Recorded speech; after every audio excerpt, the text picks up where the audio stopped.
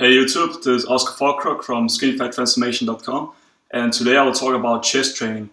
To be specific, I will talk about how you can build your upper and inner chest. The reason why I want to talk about the upper and inner chest is because I believe you don't need to train your lower chest, because most people have overdeveloped lower chests. You can even see mine right now. Even though I never train my lower chest, it's still decent. But when I flex my chest, it's only the upper part that is actually moving, and the reasoning to why that happens is because I train my chest in a specific way, so I can develop my upper and inner chest while keeping my lower chest proportionate. And also, if you notice my chest, I have like a lump here, and that's because I actually have gynecomastia from puberty, where I had fucked up hormones, to be frank. I had high estrogen levels and low testosterone levels, so I had what you would call man boobs in the daily language, but in my case it was actually because my hormones were so messed up that I developed a lump.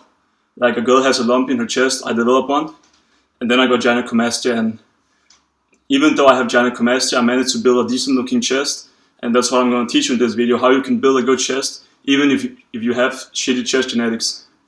So I wrote an article called How to Reduce Puffy Nipples Without Surgery, and this article got almost 200,000 views, or actually got more than that now. And in this article, I wrote a lot about diamond push-ups and low cable flies that you can do in the gym. And the reason why I wrote about these two exercises are that I believe those are the two best exercises to build a good chest. The diamond push-up is great because you can do it anywhere. When I started doing diamond push-ups, I would do them at home. I would do like sets throughout the day, and I would never go to failure. I would maybe do, say, 20 reps while I could do 30. And I would just focus on doing them as often as possible, building up my reps and building up, control on each rep. And also when I did diamond push-ups, I would focus on using my inner chest. Like if you have diamond push-up here and you go all the way to the bottom, and then when you go up, really focus on contracting that chest. Just visualize your two pecs touching each other while doing the movement. And I believe diamond push-ups are great for most people because they are really simple. It can be done anywhere, and I know a lot of people who read my article got results with diamond push-ups. I have so many testimonials from it now that I'm convinced diamond push-ups are great for building your chest. Even though some people would argue that it's more of a triceps exercise, I think it can also be made into a chest exercise if you do it properly.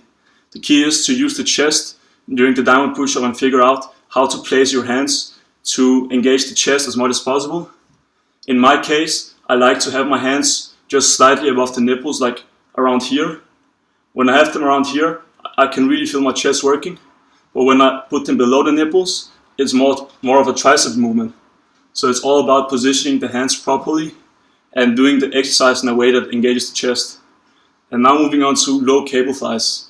When you see most people doing flies in the gym, they will position it, the pin like in the middle of the rack. So they'll do flies like this, or they'll position it in the top of the rack, so they'll like drag the weight down like this. And that's also fine for inner chest development, but I found that when you position the pin like in the bottom and like take it up, then you can actually engage the upper chest and the inner chest at the same time. So you hit like two birds with one stone, which I think is great because then you can do less exercises and focus on getting good at the few exercises that you do. And when you do low cable flies, a good thing is to just use tiny weights. Like I use one of the lowest weight on the whole machine, because when I use too much weight, I start using my shoulders and my arms more. Like I start really, flexing my biceps and shoulders to get the weight up instead of just using the chest, which is the purpose of the whole exercise, right? Like if you use your arms and shoulders, it's pointless to do low cable flies. So when you do low cable flies, you want to aim for getting in a lot of good reps. I usually do about 12 reps on the first set, and then I will immediately drop the weight to an even lower weight and get in about 8 to 10 more reps. And then I will maybe rest, say 10 seconds, and get a final set with the same low weight. So I do like 3 sets in one. It's also called a drop set.